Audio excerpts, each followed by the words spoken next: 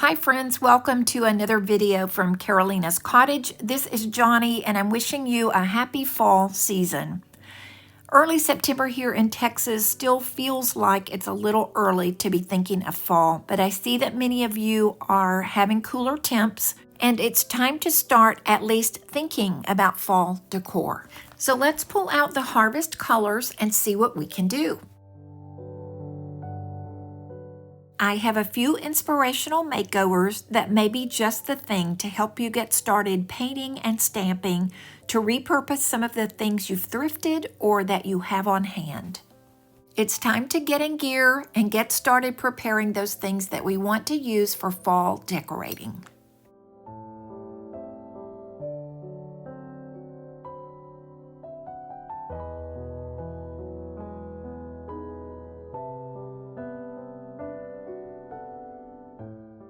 Fall decor incorporates texture and richness, and it brings thoughts of nature and the harvest season. Today I'm using wood tones and just a touch of French country to create a cozy cottage style theme for these projects.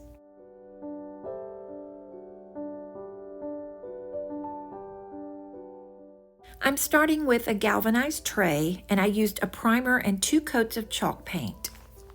This tray has copper handles, so that will blend nicely with the fall colors that I'll be using.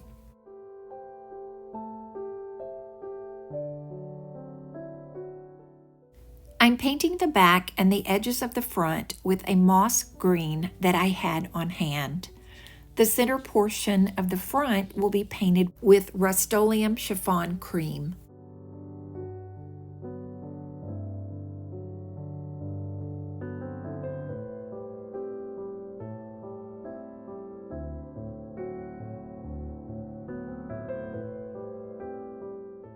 I will be using the rose stamp from the upper right-hand portion of this set. This is one of my favorites from Iron Orchid Designs.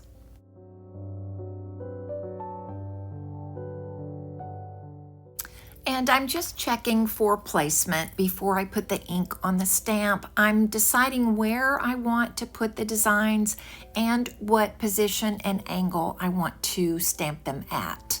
Unfortunately, I didn't capture the entire process of putting ink on the stamp. I have it just outside the video area here, but I'm using a black ink on a stamp pad from Iron Orchid Designs. I'm keeping one hand on the stamp while I use another hand to go over every area on the stamp and make sure that it's making contact with the surface.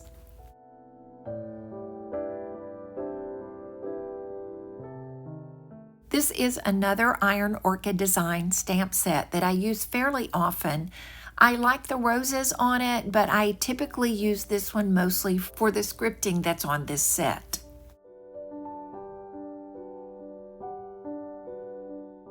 This adds a nice touch since the text is in different sizes and different formats.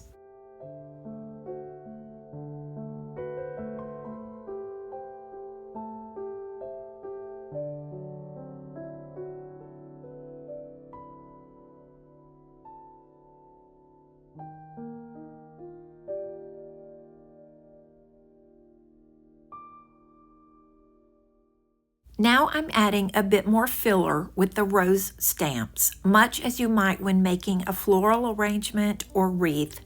I'm using smaller portions of the stamp to fill in the design. I let the ink dry for about an hour and then I took it outside and sprayed it with a clear top coat. I let that dry overnight.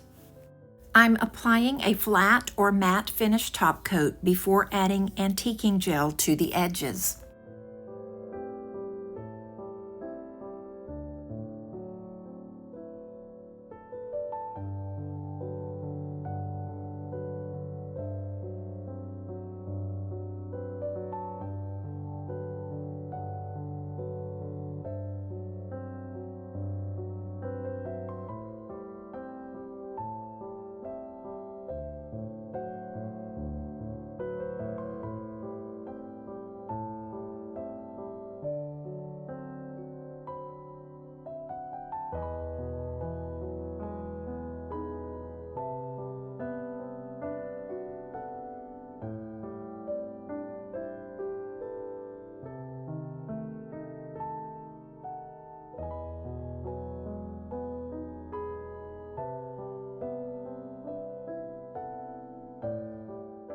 And the amount of antiquing gel that you remove from this is dependent on your own taste.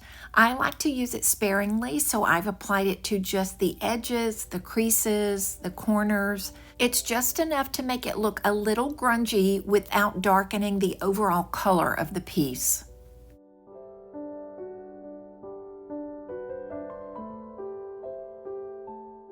And then I'm just cleaning up the edges so that it doesn't have a hard line there where the antiquing gel ends.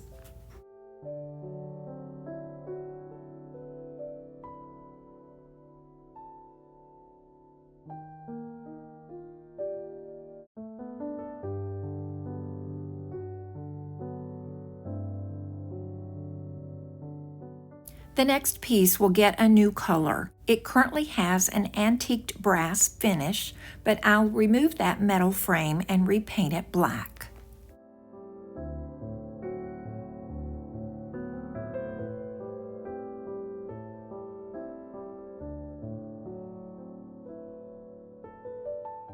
The first coat of chalk paint will be a brown-gray color from Paint Couture called Driftwood, and I will follow up with chiffon cream from Rust-Oleum.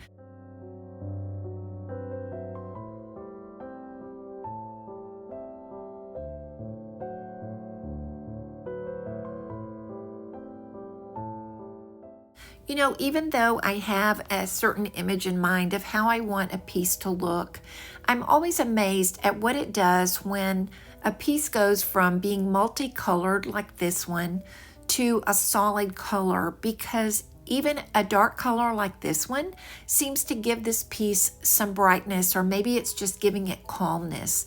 And then as I add the brighter color over this by putting the ivory on top, it just does so much more to kind of calm the piece down and give it a relaxing and rich look, I think. I will apply a partial coat of chiffon cream over this. I'm using more paint than I would with a dry brush technique, and I'm being careful to not get the ivory color into the detailed areas below.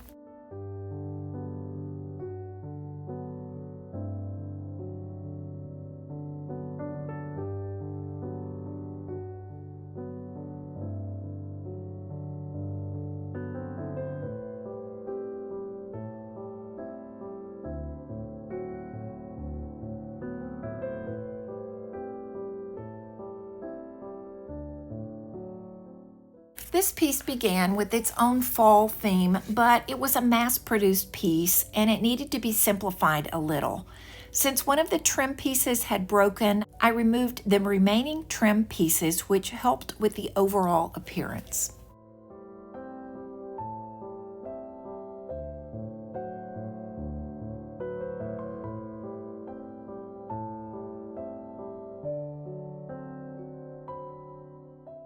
Next, I looked through a transfer set that I had recently purchased from Iron Orchid Designs.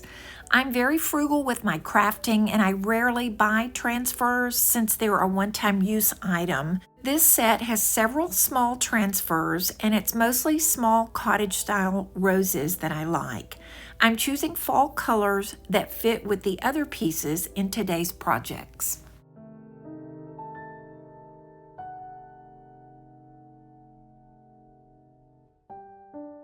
We will get to those later. For now, I'm going to be applying two different colors as a base coat and trim on this piece. Sandstone is going to be the trim color.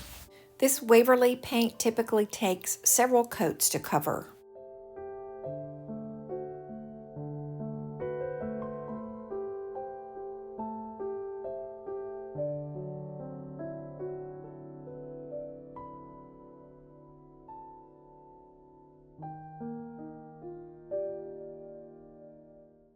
After 2 coats of chalk paint and a top coat, I'm cutting out pieces of some of the transfers I want to use.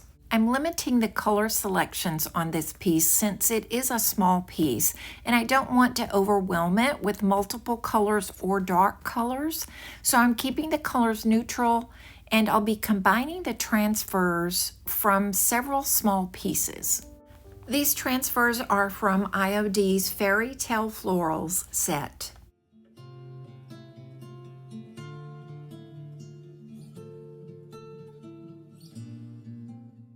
After making my selections and cutting out the pieces I'll use, I'm removing the white backing and using a transfer tool to apply the transfer. It's always a good idea to use the cellophane piece to rub gently over the transfer afterwards to help smooth any edges that may not have attached completely.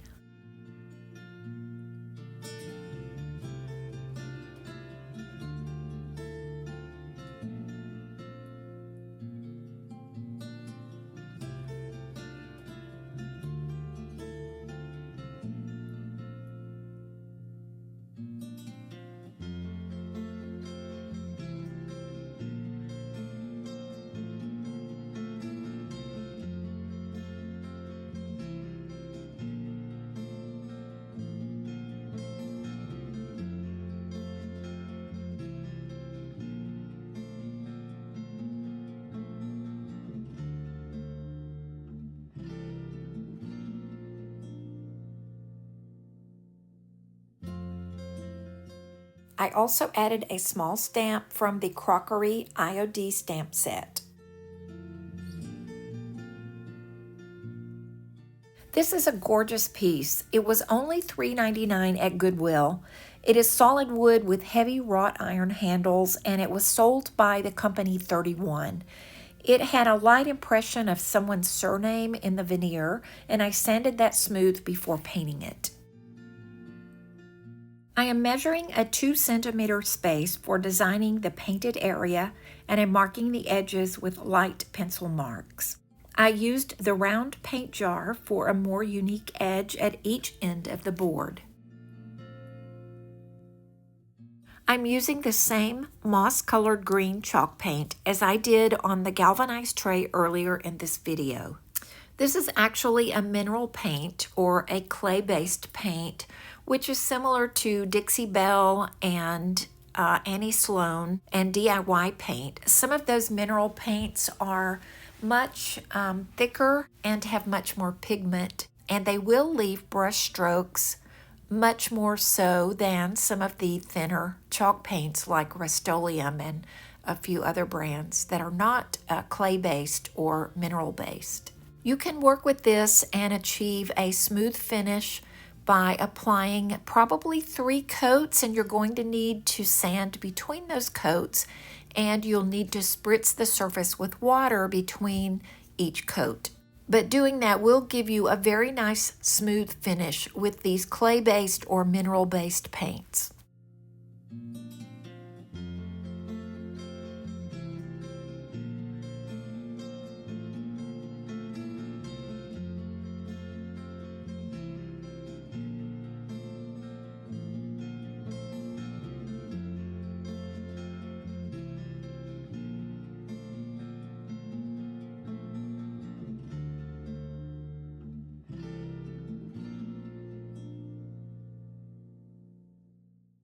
And I decided this would look a little better with just one more scallop on the end.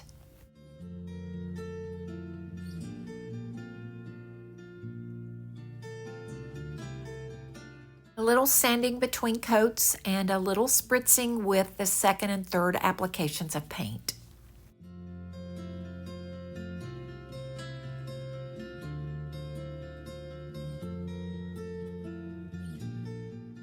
I'll be using my rose stamp again from this IOD set. I have not yet applied a top coat on this. I'm going to be very brave and stamp this painted area without putting a top coat. I edited some of this stamping portion in the video. It does take a little bit longer to stamp these pieces than what I'm showing here because you do want to make sure that you're taking time to cover every piece on that stamp and make sure it's making contact with the surface.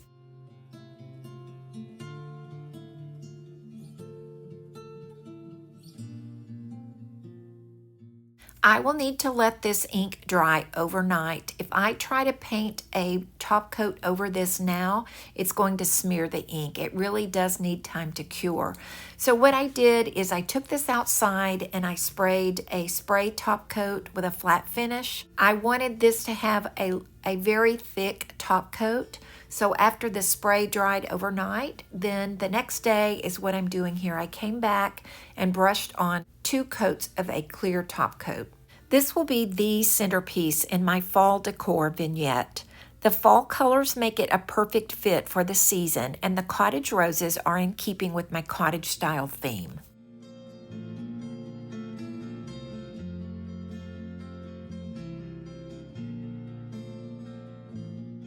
It's always nice when we can repurpose thrifted items and use them to decorate with. This outdated galvanized tray is now updated with rich fall colors. This piece went from dark and drab to simple cottage decor.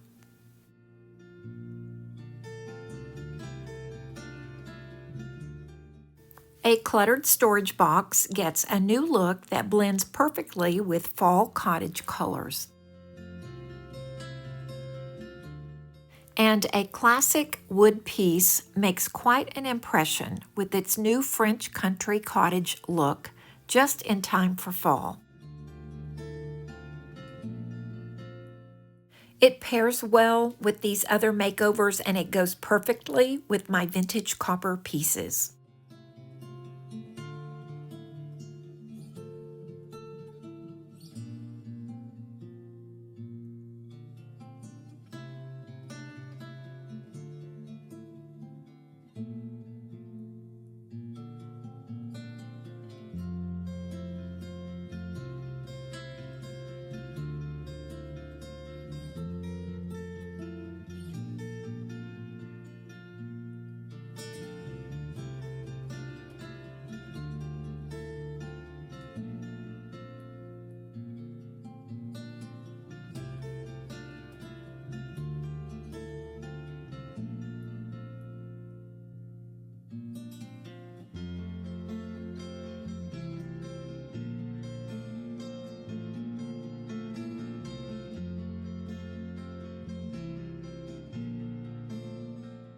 Friends, I hope you are ready to create a few beautiful pieces for your home, and I hope you are looking forward to this fall season. If you are new here, make sure you subscribe to my channel. To all my returning friends, thank you so much for watching and for commenting below, and I will see you in the next video.